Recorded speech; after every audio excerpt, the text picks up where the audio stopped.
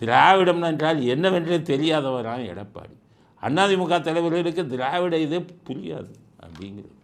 அண்ணா திராவிட முன்னேற்ற கழக தொண்டர்களுக்கு பெரியார் கொள்கையை பத்தி தெரியாது, அண்ணா என்ன சொன்னாரு தெரியாது. இன்னும் சொல்ல போனா அதிமுக கட்சி எதுக்காக தொடங்கப்பட்டதுன்னே அவங்களுக்கு தெரியாது. திமுகவை விமர்சிக்கணும், கலைஞரை எதிர்க்கணும் அப்படிங்கிற ஒரே நோக்கத்தோடு துவங்கப்பட்ட கட்சி தான் அண்ணா திராவிட முன்னேற்ற கழகம். நான் என்ன சொல்றேன், உதயநிதிக்கு நீங்கள் அரசியலுக்கு புதுசு, அரசியல் பல விஷயம் உங்களுக்கு தெரியாது.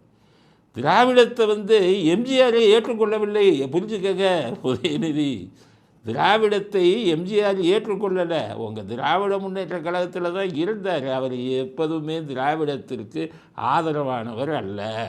ஏன் திராவிடத்துக்கு ஆதரவானவர் அல்லன்னா, அதிமுகன்னு இருந்த அவர் கட்சியை திராவிட கொள்கையில் அவருக்கு நம்பிக்கை இருந்தால் அனைத்திந்திய அதிமுகன்னு ஏன் மாற்றினார்? அப்போ எம்ஜிஆர் ஒரு தேசியவாதி, அவர் திராவிடத்தில் நம்பிக்கை இல்லை, அவர் ஒரு தேசியவாதி. அதனால தான் அனைத்திந்திய அதிமுகன்னு நாட்டுப்பற்றோட தேசிய உணர்வோட அவர்கிட்ட போய் அதிமுகட்ட போய் நீங்கள் திராவிட இது அப்போ எடப்பாடிக்கு தெரியலன்னு சொல்லலாமா? அதிமுகவே திராவிடத்துக்கு எதிரானது தானே. திராவிடத்துக்கு பிராமணிசத்துக்கு எதிரானது தான் திராவிடம். பிராமணர்களின் எதிர்ப்பில் வளர்ந்தது தான் திராவிடம். இன்று வரை அவர்கள் பிராமணர்களுக்கு எதிராகத்தான் பேசுவாங்க.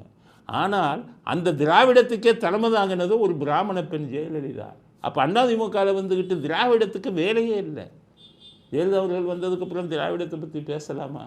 ஆக நீங்கள் எடப்பாடி பழனிசாமிகிட்ட போய் திராவிடம்னா என்னன்னு தெரியுமா உங்களுக்கு நான் கேட்கலாமா? திராவிடம் அவங்களுக்கு தெரிய வேண்டிய அவசியம் இல்லை. காரணம் அதிமுக திராவிடத்தை மதித்ததில்லை, திராவிட கொள்கையில் அவர்களுக்கு ஈடுபாடு இல்லை அப்படிங்கிறத நீங்கள் தெரிஞ்சுக்கணும்.